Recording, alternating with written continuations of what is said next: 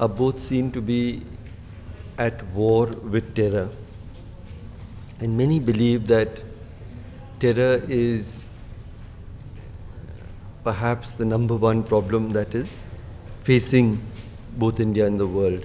Underlying this claim that India and the world are most gravely besieged by terror, the underlying, often unstated, sometimes stated assumption is that most of this terror is by Islamist organizations.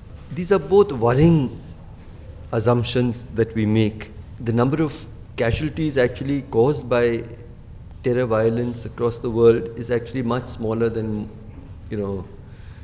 poverty and hunger and even road accidents and so on. But also there is an implied hierarchy within India. Here once again it's important to reflect a little bit from where this hierarchy comes, because both are crimes motivated by ideologies of hate which target masses of innocent people. In terror violence, often the victims are more randomly selected than in communal violence. But these are similar crimes in many ways, and yet the response of public opinion and of security agencies, governments, is very different with regard to these two kinds of crimes. For instance, I do not support the death penalty, but the differences are striking. There is nobody who's been punished with the death penalty for communal crimes, even the gravest, when proved, like the Naroda Bhatia massacre. But it is routine to expect even not people who are central to leading or organizing, but even at the periphery of these crimes to be awarded the death penalty. So there's a peculiar hierarchy of crimes that we have constructed in our mind between communal and terror crimes.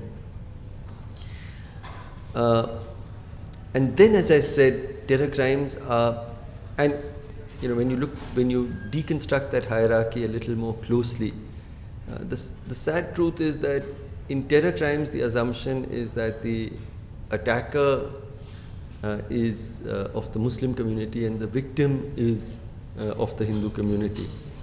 In communal crimes, it's the reverse, where it is assumed that the attackers would be from the Hindu community and the victims would be largely the victims would be Muslim.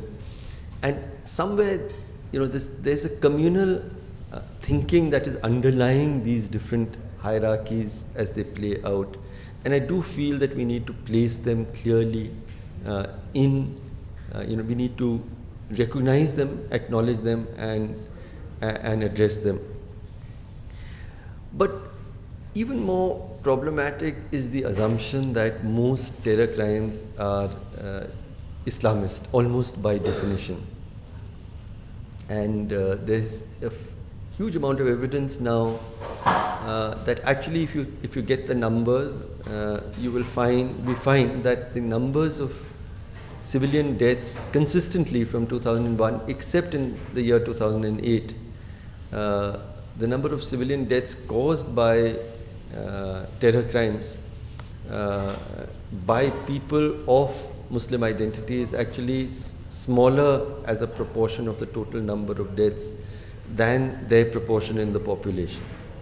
Yet in the popular perception, but sadly even in the perception of security agencies, we tend to look at terror and Islamist ideologies as interchangeable. This in itself was problematic, but when we had, from 2006, the Malegaon blasts, a series of grave terror crimes, which actually in their timing and in their location mostly targeted Muslim populations, because they were on festivals and in mosques, in times of gathering in large numbers. But within minutes of each of these crimes, the terror crimes, the government would announce that these were the handiwork of XYZ Islamist organization, usually of cross-border, the Huji in Bangladesh or Lashkar-e-Toiba. I mean, the fact that they made this announcement sometimes within 15 minutes of the blast would raise sort of puzzling questions that if you knew in advance that this organization was organizing this, why did you not do something about it? And if you didn't know in advance, how did you know automatically within 15 minutes of the crime? And then each of these, the Malegaon blasts in 2006 and 2008, the Samjhauta Express 2007, the Makkah Masjid in Hyderabad, the Ajmer, each of these were followed by large-scale arrests of Muslim youth and reports of their torture and long periods of incarceration. And this would have continued except for the intervention of one very fine police officer called Hemant Karkare, who in 2008, in his investigations, placed before the nation evidence of what we now describe as Sangh terror, which is really terror attacks planned by people of not Islamist but Sangh organizations and ideologies. And this was a very uncomfortable truth for the country to confront, but with a sense of deep fairness, he started exposing these and collected evidence from Pragya Thakur's motorcycle. I won't go on. We'll be spending the day discussing all of this and what is happening after the change in government in terms of the evidence here.